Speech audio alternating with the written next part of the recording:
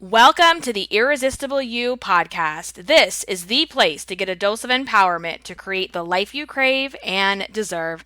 I'm your host, Amy Beltran, CEO and founder of Irresistible University.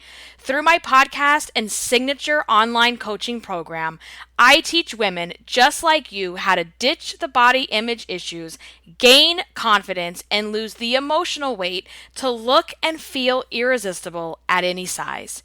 If you like the podcast, you're going to love my group coaching program. If you want to learn more about it, including the investment, what's included, see real client testimonials, and to sign up and enroll, please head over to irresistibleicing.com/course. The link is also in the show notes. All right. Hello, everyone, and welcome to episode 149 of the Irresistible You podcast. This one is probably going to be long, and I want to let you know that today's episode was inspired by my weekend that I just had. I had made a decision that I needed to massively purge my closet. And in order to get to that part of the story and kind of why that was so necessary and where that's coming from and then kind of talk about how you can do something similar with yourself, I need to get personal and I need to share where this came from. And that sounds funny because I feel like everything about this podcast is personal, but I'm going to really talk about some things here. And I know that some of you that are longtime listeners, I know that you have heard most of this probably in one form or another over the past year or so. But hear me out. Just stick with me. Listen along with me. And for those of you that are new, obviously this is new information, and I have talked about everything that I'm going to talk about right now in greater detail, and there are episodes that go into those details if you really want to learn more about my story and what's been going on in my world. And I have to admit, it's been hard. It has been a really tough 2 years almost at this point. And I think a lot of people can relate to that in one form or another. And let me just get into it, okay? Because now I'm going off the rails. Let's just get into it. So as I thought about 2022 and the goals that I want to achieve for myself, one of the goals that I have is to have a major glow up, right? I think of a major glow up as like stepping back into yourself, coming home to yourself, becoming the version of yourself that you see in your mind, but it doesn't match with the way you act and the way you see yourself in the mirror, if that makes sense. Honestly, that's what it means to become irresistible you. And that's why this has been so hard for me too over the past year is I haven't been feeling like me. I haven't been feeling like my irresistible you self. And that's why you'll see gaps in the podcast and not being uploaded necessarily every single week, because it's just been really hard to do the things that I know work, the things that I teach, the things that I know I have to be doing. Sometimes that is difficult when you are literally going through survival mode, which there's even an episode, if you go a few episodes back, I talk about being in survival mode and having to get out of it in order to have the year that you want to have. That's in episode 146. So just to kind of give you some background, where's all this coming from? And I promise we're going to get to the closet stuff, which is the meat of this episode, but it needs a little backstory. So I have been feeling stuck for about the past year or so. And like I said a few minutes ago, probably the last 2 years, to be honest with you. And the last time I really was feeling myself, like really feeling myself, like in the groove, in the zone, in the flow, feeling good, looking good, just like embodying the things that make me feel like Amy, was probably in 2019, to be honest with you. And I know a lot of people can relate to that with the type of, the last 2 years that we've had, because the last 2 years have been they've been unlike any other time in our lifetime. And in 2020, with everything else that was going on, right, I got pregnant with my son in February. And we bought our second home in June. So we were moving and doing all this during lockdown. And then Javi, my son, was born October 26th, which complete blessing. Like, he has completed our family. He is so funny and cute, and he's just coming into his own now that he's, almost a year and a half. And it's just so awesome to see. They go from this little nugget that just lays there to this just amazing child, and you start to see their personality. So, looking back in 2020, I was basically pregnant the entire year, if you will. I mean, from February until almost the end of October. And also pregnant during the scariest times of this pandemic, when there were so many unknowns. We didn't understand a lot of it. We didn't have, the routine testing. We didn't have vaccines. And we were in lockdown, you guys. Like, we were in actual lockdown where you couldn't go. Places just weren't open. Right? It was bizarre. And it was such a crazy experience in and of itself compared to my pregnancy with Catalina, which is my daughter. And, with her, my husband was at every appointment. I've talked about this in other episodes. I'm not going to get into it too much, but it's like, Frank couldn't be at any of my ultrasounds. He couldn't come to any of my appointments. And just that level of isolation that we have all been forced into in one way or another, like, I just want to put that out there because I know for all of you, you have experienced that in some way. And I want you to honor that and realize that, if you're having a tough time, these are not normal times, okay? They're still not normal times. There are people that have had to say goodbye to loved ones over the phone. That is insanity. Like, there are so many things that have happened, and you have these layers and layers of fear and unknown and, confusion. I feel like that's where we're at now, is this ungodly confusion about things. And just, it's not normal. It's not normal, and we have to stop normalizing. Like, what's wrong with me? Why do I feel the way I feel? Why am I so anxious? Why do I feel?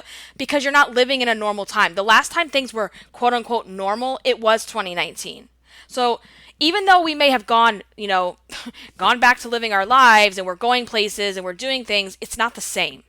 Let's just remember that for a moment, okay?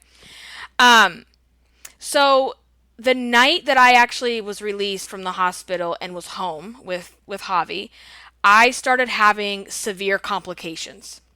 Okay. It started with what's called a spinal headache, which is caused by leakage of spinal fluid that is from a puncture hole that happened during my spinal anesthesia during my C-section. I have a whole episode around all my postpartum stuff. I go into a lot of detail about it. It was excruciating. I can't even put it into words. And then the next day or the day after, it's all a blur, my C-section incision busted open and was bleeding all over the place. And very long story short, I developed severe postpartum preeclampsia, which I had to be hospitalized for while I had a newborn, only a few days old.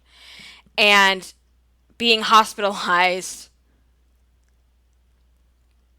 without your baby, because he can't come back because of COVID, and you could hear babies, and you could hear the little lullabies going off of the newborns, and my family could not be there with me. That in and of itself, I keep saying in and of itself, like, oh my God, I should have like a what do they call it? Like a counter every time I've said that. I'm going to try to not say that again.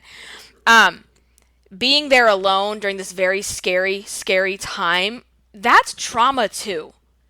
And I think that's the thing, guys, that we have to think about, not to sit around and feel sorry for ourselves and to pity ourselves and to feel like we're victims, because we're not victims, but we have to also honor the little and the big things that we have been through that are actually a little bit traumatizing, right?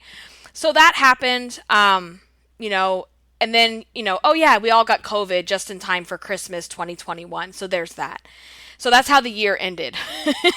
And during this time, I still had my C-section wound, which, love my husband, he was unpacking and packing my wound every single night until just about around Valentine's Day 2022. So we are talking an entire year of pregnancy from February 2020 to February 2021, dealing with the aftermath of everything. And when you have a newborn, that first year, you already know it's a shit show. You already know it is like sleep deprivation. It is challenging. Trying to find your groove again, trying to find your schedule, your routine. It's a lot. It's a lot with just that. And then you tack on all these other things in the middle of a pandemic, and it was really hard. And when you do have children, you don't have time necessarily to process emotions. And I know, because of the work that I do and talking about losing emotional weight, if you do not process through your emotions, you will hang on to them. It's like baggage, it's like extra weight. And sometimes when you're just busy, busy, busy, and you're in that survival mode, you don't have time to process the severity of what just happened, because you just have to keep moving on. And I think that's a survival thing that's just built into us. But in the long run, it's not healthy to do that. Okay. So, after Valentine's Day, the wound is, basically healed. I don't have to, pack that. It's not bleeding anymore. Javi is obviously still not fully sleeping through the night. He was still tiny.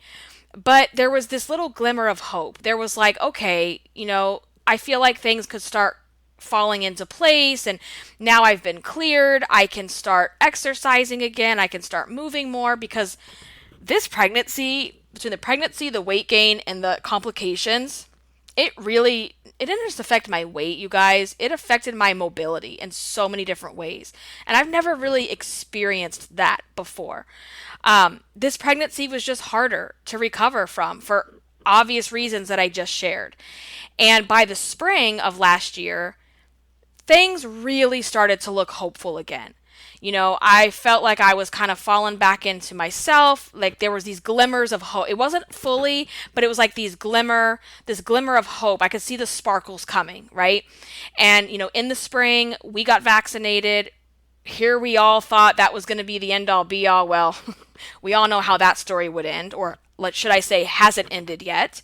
And I was sick and tired of putting things on hold with this stupid ass pandemic, and just wanting to live again. Like, I feel like a lot of us were just in survival mode, and that is not one of my core values is to make sure you're living, not just surviving. And we booked a trip around April. It was like April or early May. We booked a trip to Disney World, which was something that had been on my bucket list to go during Halloween. It had been on my bucket list for years. And we're like, okay, by October, things are already looking up now. By October, we're going to be like, things are going to be good, y'all. Okay, we all know how that ends too. So we did go on the trip. It was the sparkle, the highlight of my year, and it was something we all needed so bad. It was so good for us.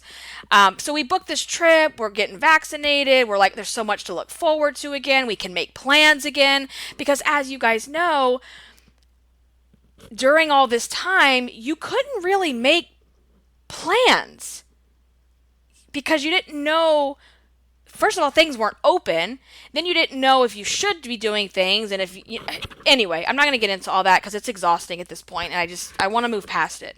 So then my daughter, Kat, she was supposed to start preschool in 2020.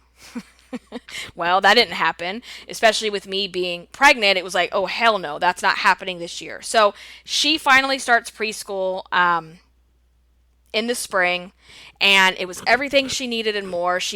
That was like a place where she just started to thrive. Like, she needed that so bad.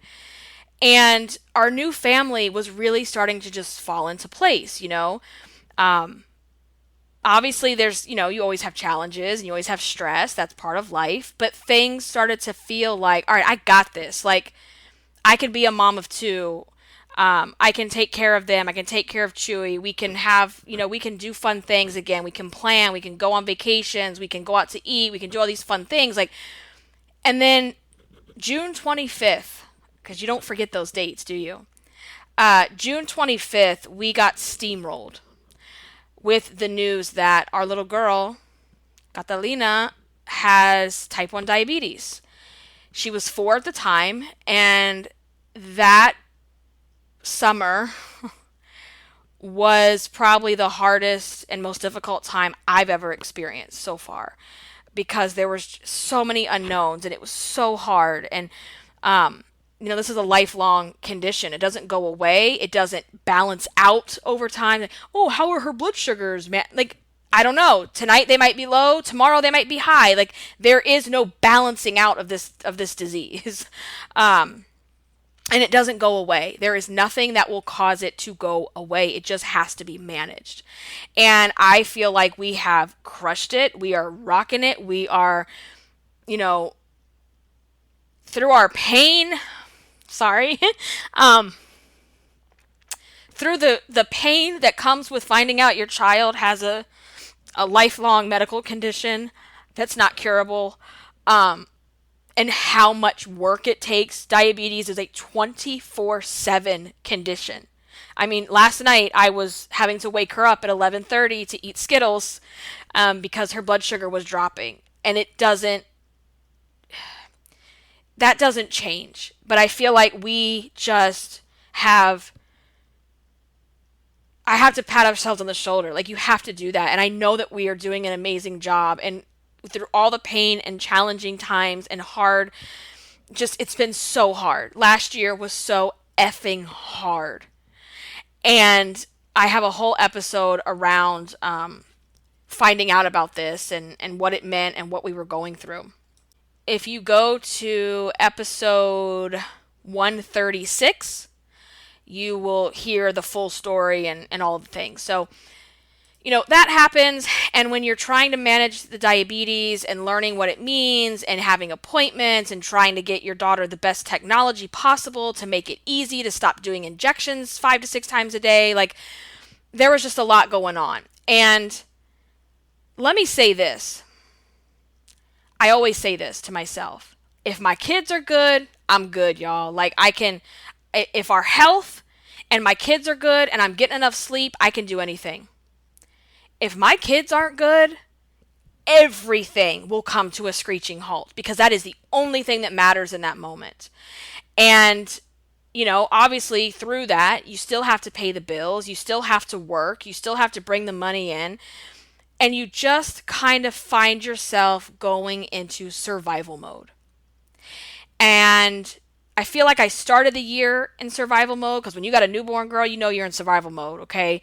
Because that's your job, right? You just got to keep this little baby alive, right? And that's just a whole thing.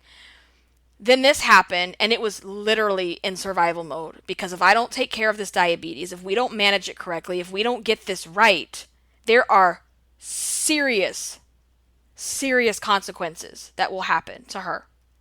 And I will not let that happen, okay? So everything else, you better believe it takes a back seat. And I know I shared this. I need to stop saying that, because I'm just telling you my story. And if I've said it before, I don't care. I had found myself last year slowly sinking into like a hole.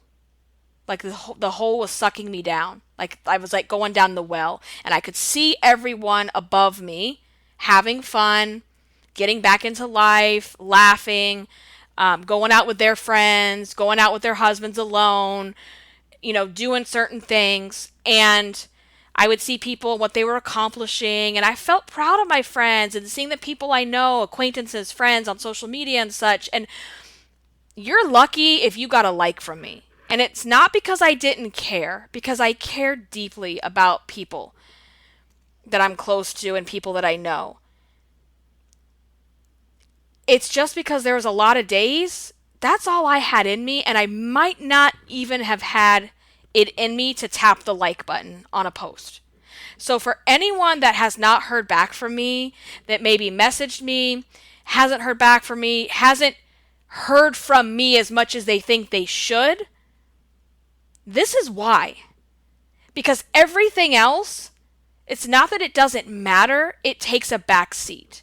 Because when your kids are not okay, nothing else, like, it's like the world stops and you're the only ones, like, moving around. It just, everything stops. So, that whole year though, from the beginning of the year to the end of the year, all year, I wanted to want. I wanted to want to come home to myself. I wanted to want it so bad. And how can I describe what I'm saying? Do you know when like you're feeling yourself, you're eating right, you're exercising every day, you're not binging, you're wearing the clothes that make you feel good, and nothing can take you off that path. Like you're just on it. Like you're just doing the damn thing, right? People could have all kinds of food in front of you and you wouldn't care. Like you're just so focused on you and what you're doing. And I wanted to feel that so bad that it hurt. I wanted to want to blow my podcast up and move it to the top of the charts and make this thing like huge, because that is one of my goals. I wanted it to be on here every single week like I've done in the past, and I stay consistent. I just didn't have it in me to stay consistent on here. I didn't have it in me to be consistent with myself because I was literally surviving. And I say all of this, and I don't want anyone to think that I feel like a victim, because I don't. I am always going to be a survivor. I will always find you can throw me into anything and I will always come out fighting. That's just who I am. Now, I'm going to have my moment and I'm going to mope and I'm going to have a pity party. And then I'm like, all right, y'all, this pity party's over. Go home. It's done. We're done here. There's nothing else to talk about. Now let's have a plan and let's figure this shit out. But like, I just, through all of this, it wasn't all horrible. So I just want to make sure that's clear to you guys. Like, I'm not a victim. Like, oh, poor me. My life is so bad. No, my life is actually pretty good. There are so many things that I look around that I, planned and set as goals years ago, and here they are. I'm living those things. And you can be both. You can feel grateful and proud of yourself and happy about certain things, and also feel devastated and sad about other things too. You can have multiple emotions, guys. It's not like one or the other. And I think that's another misconception too, is like in the weight loss journey, is that when you reach a certain point and you reach a certain number, you shouldn't ever feel bad again, or you shouldn't ever go backwards in any fashion, but that's not true. So, there were things in 2021 that were great. There wasn't a lot. It was 20. Everyone said 2020 was trash. For me, 2021 was just trash. Like it was. I'm just glad it's over. Let's just put it that way. And during that year, like I wanted to get glam. I wanted to wear high heels to go to the grocery store, okay? I wanted to be myself again, because that's me. I wanted to be the badass bitch that I actually am. And I just kept shrinking down into that black hole.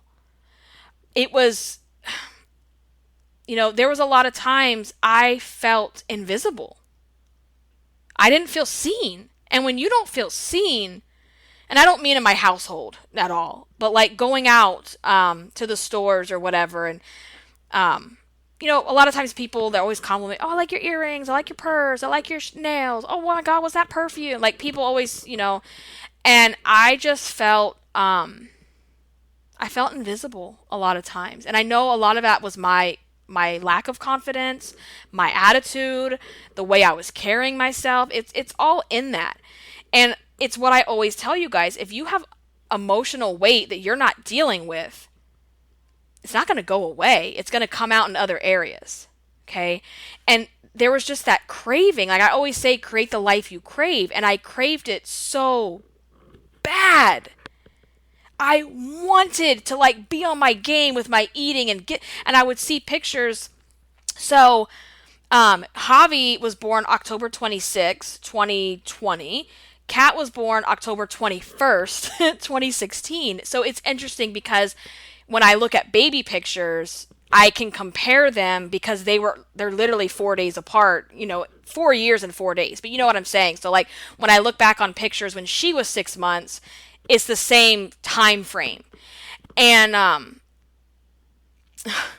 when I would see pictures of myself, in 2017, which was, the year after or the couple months after she was born, I was in a much better place. Like, and obviously life hadn't decided like, hey, I'm going to like throw these things at you.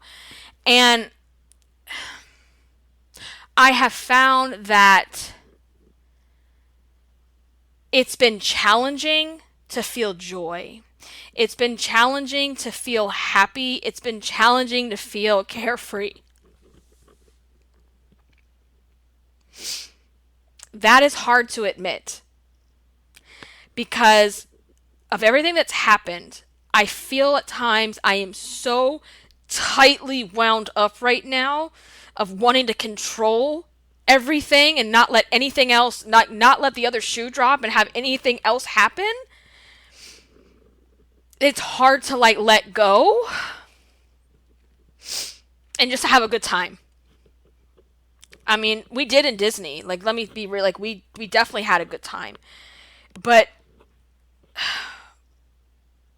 that ability to just let go for me has been really hard.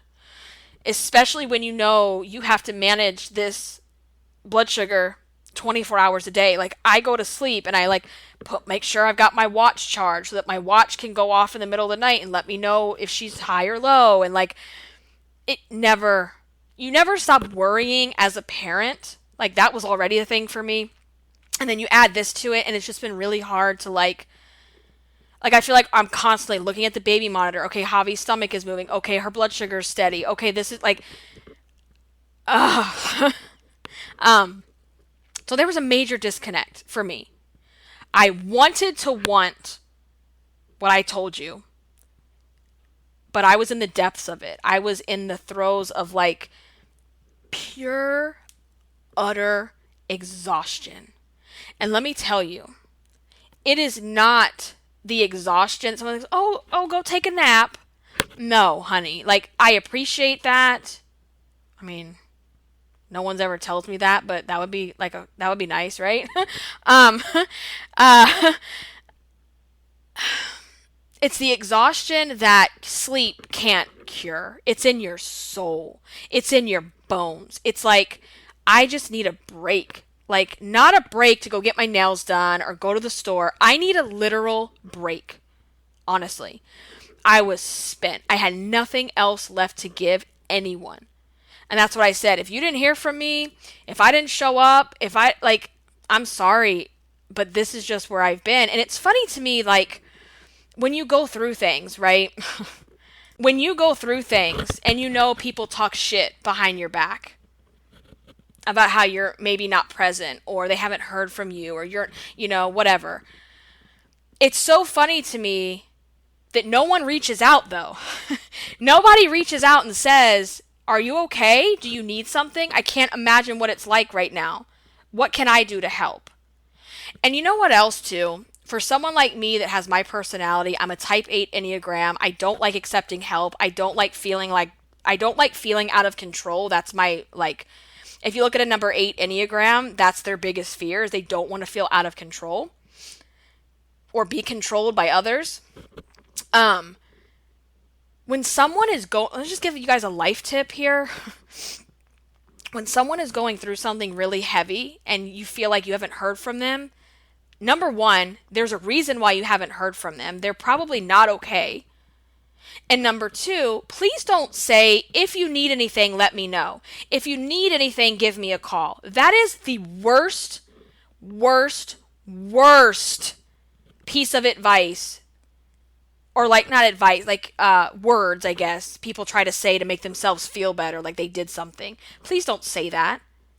Instead, hey, I'm going to come drop off some dinner for you tomorrow night. Does that time work for you? Hey, I could come over tomorrow for a couple hours and do your laundry. Hey, I could come over tomorrow for a few hours and help you clean the house. Or, hey, I DoorDash some food to you tonight. I hope you guys enjoy.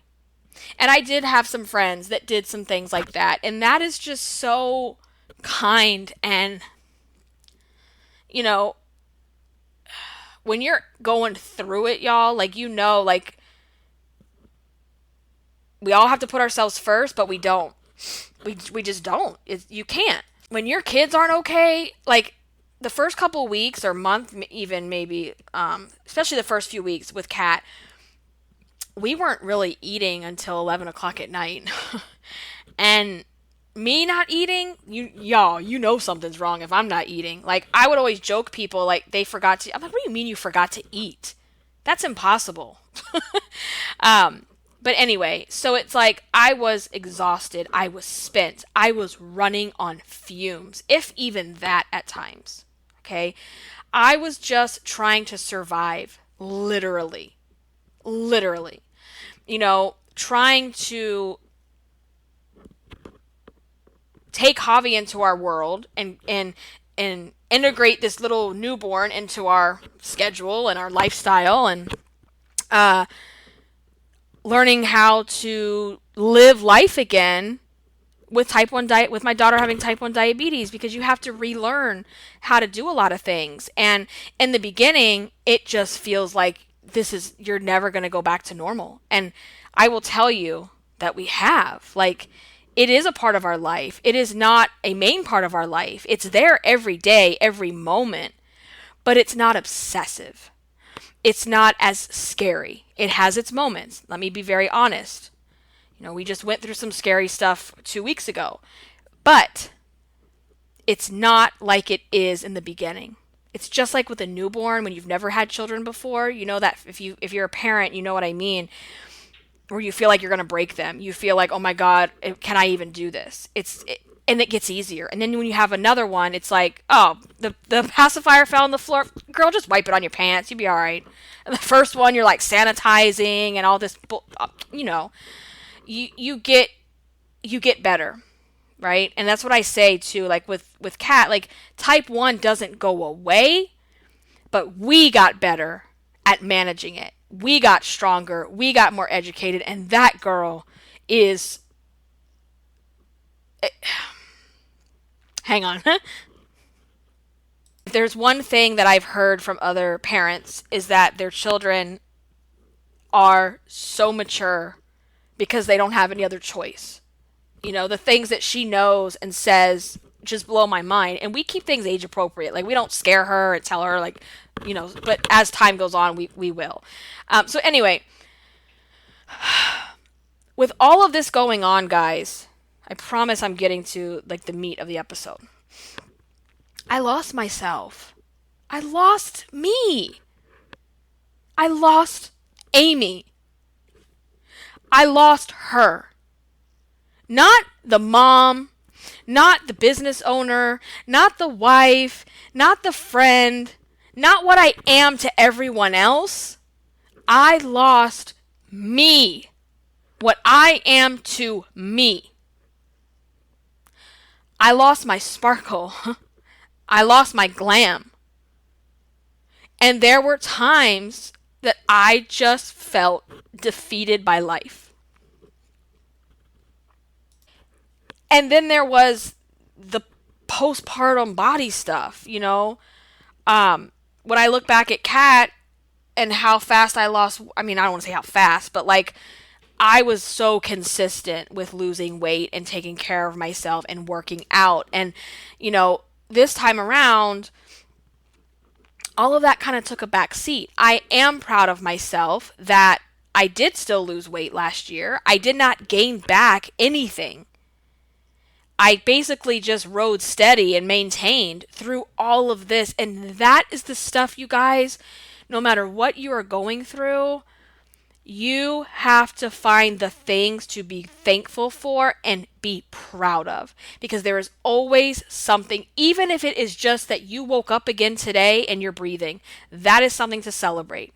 Seriously, it really is. And I went through all that and still got off some of the weight, nowhere near where I need to be or where I want to be, but I did not gain weight through all of these hard times. And for that, I will always be proud of myself. Because the past version of me, way before Irresistible You days, y'all, I would have been clear over 300 pounds right now. And I'm not trying to be dramatic. That is true. I would totally be that big right now because I didn't know how to deal with things. And it might sound, if you're new to this, that I don't handle my feelings well, but I was handling some of them. I was talking things out. Me and my husband would have conversations every single night. Okay, what went well today? What do we do good? What do we need to do better? What are we proud of? And that's just how we got through it for a lot of the time, you know? And I was going to therapy every week. I still do. If you don't go to therapy, I highly recommend it. You need an objective third-party person to listen to you. Don't just share and dump everything on the people that you know, because they may not always give you the best advice because they are biased. So, then there's the body stuff. I would look down at my stomach, which this is the largest my lower stomach has ever been. Even when I was at my highest pre-pregnancy weight, my stomach wasn't like this because it's changed. It's from those 2 C-sections, right? And that weight gain. And I would look at my stomach or I would feel it and I would just feel so frustrated, so disgusted. You guys, I would fantasize about, oh my God, I wish I could just cut this thing off. I yearn to have surgery to just remove that extra skin because yes, I don't like the way it looks, but it's also extremely uncomfortable. It is uncomfortable. And I'm telling you, this was going to be really vulnerable. I was going to share some stuff today. And again, this was the first time that my mobility was taking a hit. My lower back pain from that stomach and from the pregnancy and the, I guess from the C-section too, like my lower back pain is so, like when I lay on the floor to stretch and I put my legs up in the air, like, I guess kind of like bicycles, I guess. I don't know what you call it. I can hear the bones clicking. Like, and it's so cringy. Like, it's just so cringy. Stretching, like, my flexibility is off. I feel the flabbiest I've ever felt. Like, even though I've been bigger than this, like, because I haven't been doing the things that I know I need to do, the working out, the lifting weights, kickboxing, all those things. So the emotional, the physical, the mental load, the stress, it was just too much. It was so, so heavy. I craved and missed going out. I missed being on stage talking, being at events, being at conferences. I missed traveling alone for work. I missed, oh my God, date nights out alone with my husband, which has been way too long. I just craved being myself again. I craved dressing up and I was cleaning out my closet and there's so many sequin things. Like, what in the world is wrong with me? I just craved dressing up, being over the top. And looking back on the year, it's really embarrassing because I wore the same couple of outfits over and over again because they fit, because they were comfortable, because they would hide certain things. And you guys, that's how it's like hard to talk about this sometimes because it's like me who preaches and has built a podcast and a business on telling you to find clothes that fit you now, no matter how much weight you've gained. And I did buy a couple things to like hold me over. It's not that I didn't do that. It's just, I didn't go out and buy a whole new wardrobe because I have no intention of staying this size. And I was just in a place where nothing feels good. I don't feel like anything looks good. And I don't like being in that headspace. And I've been doing a lot of thought work, a lot of rule breaking, a lot of thought work around how I'm speaking to myself and getting rid of that inner fat bitch talk because we don't have time for that. And we moved here in 2020, June 2020. I was extremely pregnant. Javi comes in October. So we got a lot of things done in the house, but we didn't get everything done. And I still had shoes and clothes that I had not unpacked. You know, I'm laying it all out here for you guys. And I promised myself that this year, 2022, is the year that I become Irresistible You again. That I come back to me. I come back to feeling like the badass bitch that created this podcast, this program, all these beautiful clothes that I do love. I want to wear them. I want to feel good. I want to look good. I want to be strong, physically and mentally. And I was feeling annoyed this weekend. Like, I just wanted to purge things. I wanted to throw shit away. Like, I hate clutter.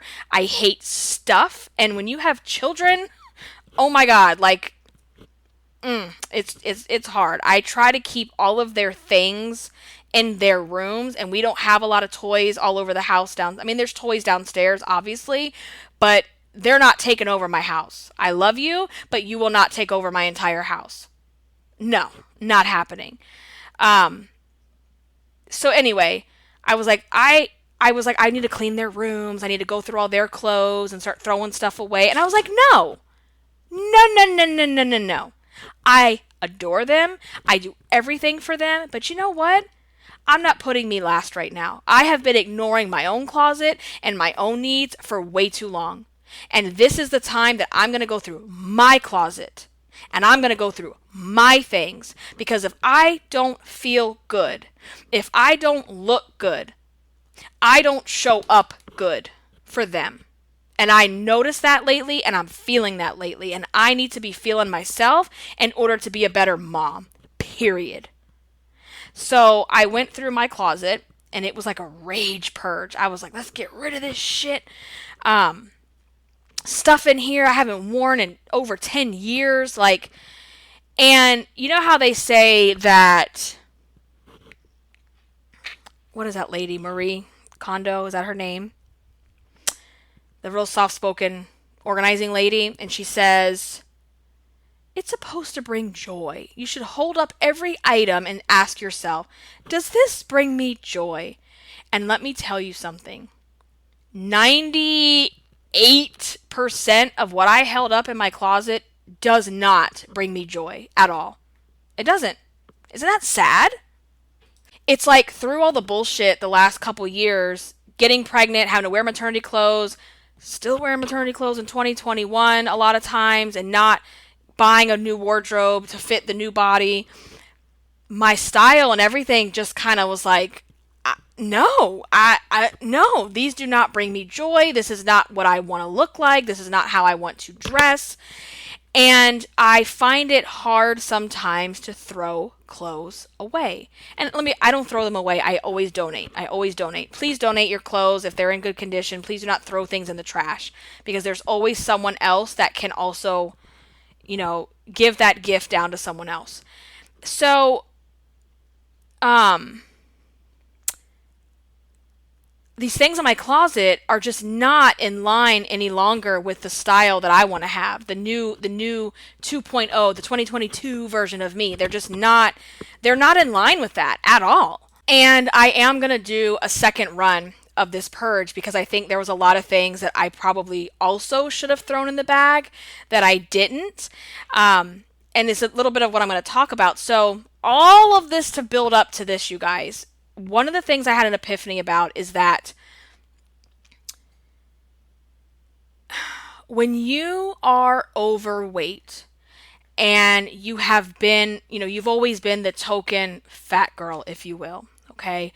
When you have been the fat girl your whole life and you have struggled with weight your whole life, and you know what I'm talking about because you probably have 10, 12, 14, 16, 18, 20, you probably have every size in that closet, right? It got me thinking about what we go through. And this is something that we go through silently that is never talked about. And that's why I love having this platform and this podcast, because I want to give life to the things that are done and said to ourselves in private. We will hold on to clothes that we don't even love. We will hold on to clothes that no longer fit our style, that are no longer in style, Because you have a scarcity mindset around the clothes. The scarcity mindset tells us a bunch of bullshit lies that we will never find clothes that fit. It's like, well, this is ugly. This isn't in style anymore. This is not the style I want anymore. This has a hole in the arm. But you know what, girl? It fits. Oh my God, girl, it fits. You should be so happy and grateful that your fat ass can find clothes that fit you. That's the conversation that's going on in your head. It's like, that item that you are deciding you don't really love anymore, well, yeah, but when you bought it, it was the only thing in the store that day that fit over your hips, or the only thing that you could get over your head. So, you really need to hang on to it, because you're probably not going to find something that fits you that well ever again. And you should just be grateful, because it's really hard to find clothes that fit your big body. If that's not the conversation that's going on, I don't know what it is. And I was like, oh my God, this is it. There is a scarcity mindset about being fat and never thinking you're going to find cute clothes again. Because for so long, I think back to, this is years of conditioning, that you walk into a store and they don't have your size. They don't have clothes that fit you off the rack. Even wedding dress shopping was... There's trauma in all of this, you guys, because it's again enforcing, you don't fit in here. You quite literally don't fit here. And you're not wanted here. You're an outsider. You're a nobody, because these clothes don't fit you. I've had clerks that said to me, your size is over there. I went to a wedding dress shop, because we had already done the one, like me and my mom had gone to some, and I went to this one by myself real quick on my lunch break to see if they had anything. And I tried this one dress on, and when I put the dress on, and she cinched in the the corset straps, or whatever the hell they are, the in the back, she said, wow, you really have a curvy figure. I'm like, yeah, bitch, I do. Like hourglass, 100%. I'm sorry, was that not evident to you and my fat that came in here earlier? Like, what the hell? So you have these experiences where people make, and even at 16, I remember, and I think at the time I was 15, trying on bridesmaids dresses for my sister's wedding. And I'm 15 years old. And let's be real, at 15, I could probably, at least my body, I know would pass for 25. And the woman just making such a big deal about my measurements. And when I look back to 15, I mean, what I would do now to have that body, like, okay, yeah, that's real fat. Okay, lady, like...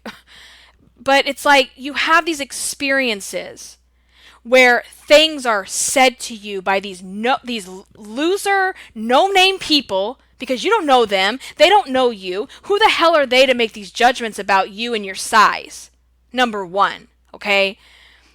You have these experiences like that, and then you also have experiences where you go into the stores and no one helps you. Let's say it's like a Target or, places like that where there's no one, in there helping you.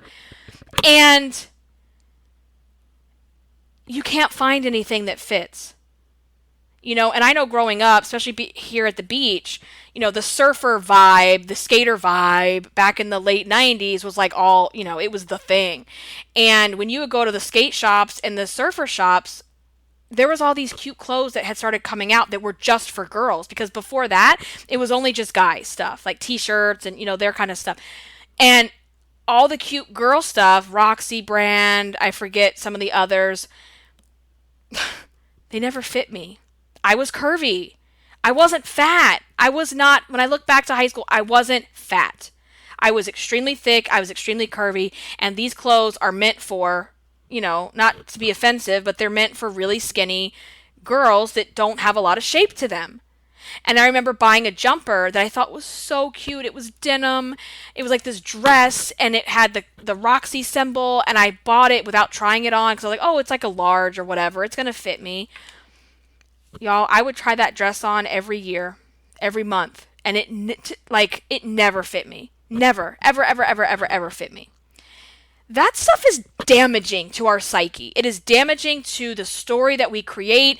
It causes us to create this story that we're not good enough, that we're too fat, that nothing fits us. We don't fit in. You don't belong here. Oh, your size? Oh, sorry, honey. It's over there in the corner where it says woman in all caps. That's your size. Like, what the F? Or, oh, your size? You have to go up to the second floor where all the home goods are at Macy's, and your size will be up there. Thanks. That is some damaging shit. And being overweight, there is so much discrimination that happens. And we don't think those people are assholes when we're going through it. We think we are the worthless piece of shit because we should be able to fit in these clothes. Something's wrong with me. All my friends can wear Roxy. What's wrong with me? Or going to the mall and going to that store 579 back in the day in high school. Like, it was called that because they only went up to a size 9. That's complete discrimination. And we're just now in 2022 getting a glimmer of plus.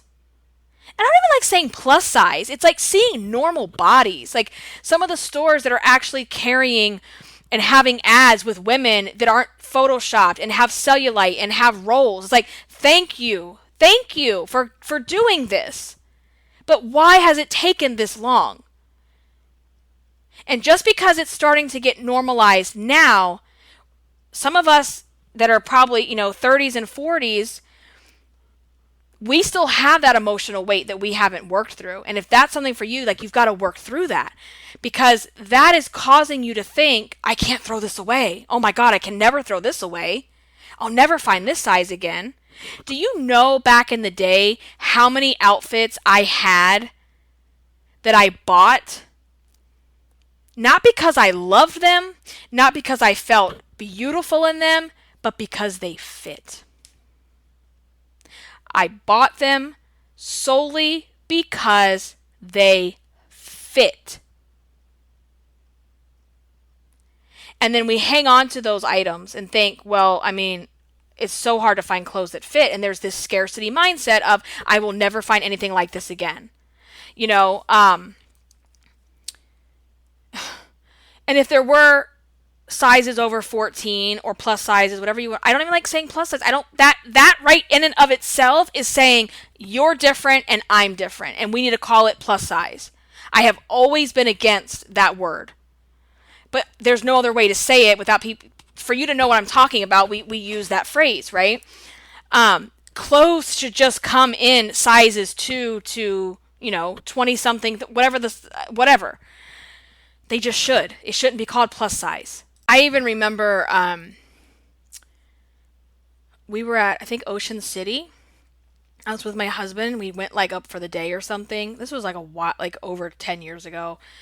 And we were walking around on the boardwalk, and they have all those sweatshirt, we have it here in Virginia Beach too. It's like the same shops. They literally just have a different city on them. And it was chilly. All of a sudden the weather got really cold. And of course I was wearing a short sleeve dress, and I wanted a hoodie so bad, a cute little hoodie. And he was like, okay, go get one. Let's go get one. And I was like, no, I'm okay.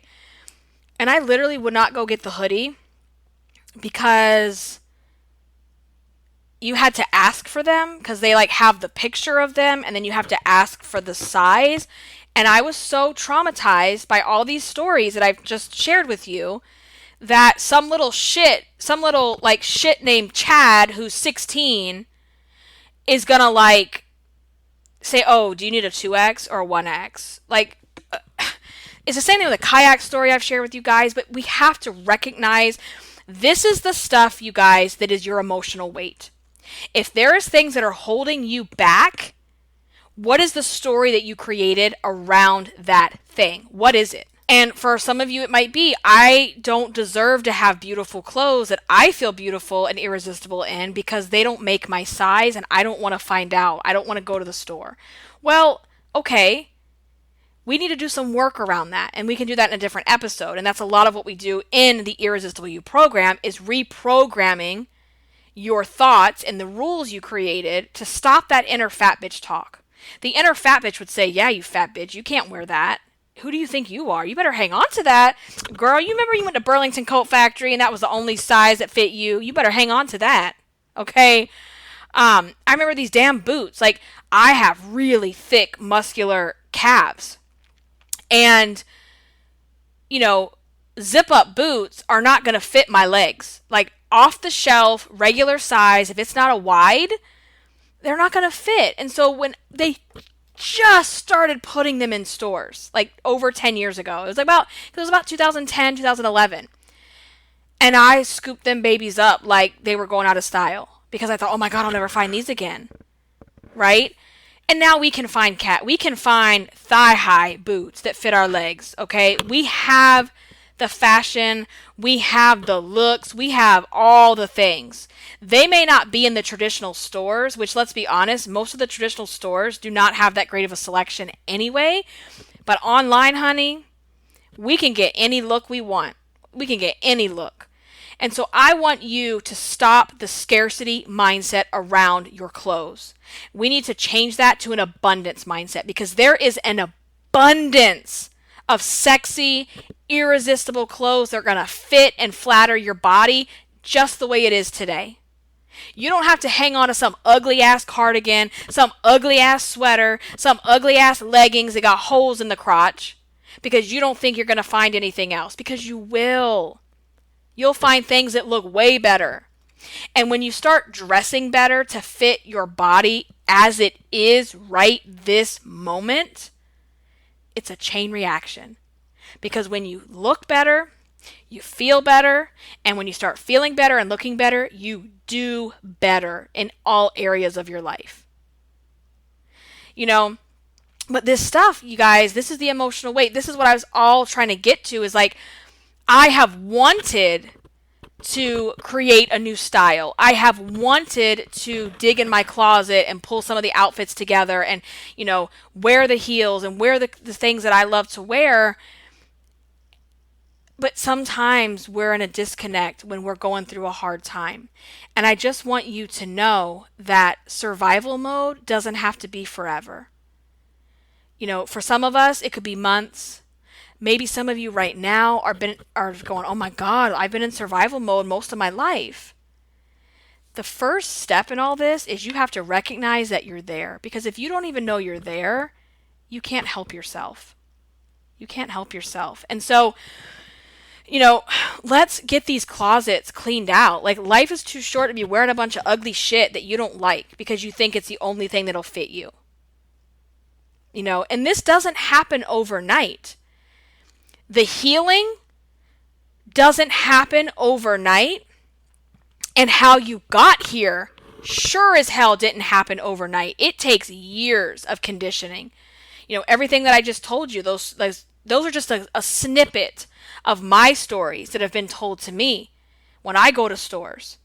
And then I internalize that. And then when you go out with friends who are skinny, who are a size 2, a size 4, and the first question they ask you when they try their clothes on, when you're sitting there looking at earrings and shoes, because those are neutral, those are going to fit, and they say, does this make me look fat?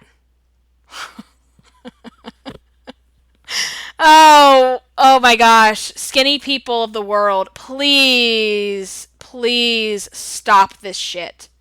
Please stop asking your friends who clearly aren't skinny, do I look fat? And I'm not going to give you some, oh my God, girl, yeah, you look so good. No, they're fishing for compliments. It's pathetic and it's sad, and you need to stop doing it. Full stop. But when you have these experiences, you start to create stories in your head.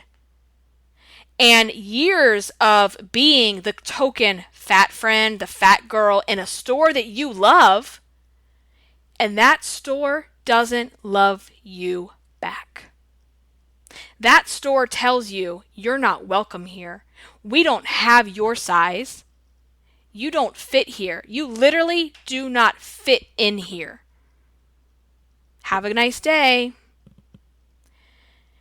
And the times where some of the stores, they did have what we call plus size, it looked like some grandma-ass clothes. These loud, hideous, floral and crazy-ass prints, huge draping fabrics that just make you look even bigger. They do nothing to, flaunt your assets. You go to the store to put on boots and they won't even zip up over your legs. It's humiliating. So then you say, okay, so when you do put something on, right? So when you do put something on that fits, you're just so happy that anything fit you that you have to have it. And I want you to think about this. This wasn't even part of my episode, but I just had this thought as I said that out loud. How else are you disrespecting yourself in other ways, especially in relationships? Oh, that man, that woman gave me attention, so I should just be happy and accept this relationship even though they treat me like shit. Think about that. It's not just vanity. It's not just your clothes. It's not just what you look like. This stuff goes deep, you guys. It goes deep.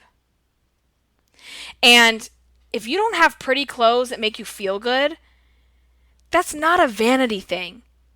Because we've said it a million times. When you don't look good, you don't feel good. And when you don't feel good, you don't do good. You are more likely to go fall into bed. You are more likely to go lay on the couch. You are more likely to not go after your goals when you don't feel good enough. So we have to kick this scarcity mindset to the curb, because the reality is there is an abundance of fashion. There is an abundance of hot, sexy clothes, that are going to look good on your body now. And stop being so worried about the size. No one else knows the size, and you're not fooling anyone. We all know that's the other horrible, I don't want to say horrible, that's not a good word. It's the other traumatic part about having binge eating disorder, or you're being an emotional eater and being overweight. Everybody else can see it. Certain addictions, to an extent, they can be hidden. When you overeat to comfort yourself, you can't hide that. And that's humiliating. So you might as well embrace that body now.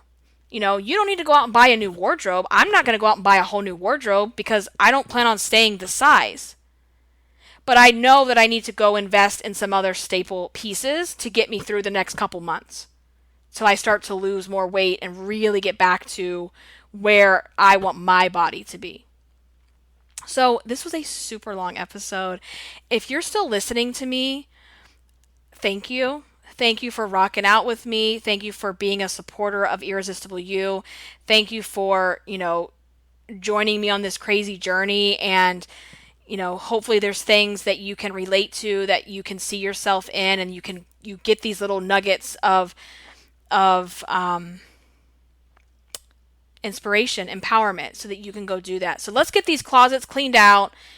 We need to get it ready for the spring, okay? If it doesn't, and here's another thing, if it doesn't fit, if it has holes, number one, let's go back. If it has holes or stains or is so pilled that it looks faded, please get rid of it. Please get rid of it. And I would much rather have 10 things in a closet that I know at any given point I can put on and feel like a badass, I can feel irresistible in, than have 100 things that are just sitting there that I'm probably never going to put on. But I'm hanging on to it because, oh my God, it fits. So, yeah, you guys, this was a long episode. I hope it's helpful. Let's finish the conversation over in the free Facebook group. If you have any questions too, you can always private message me on Instagram. I am at Irresistible Icing. You can shoot me a DM over there.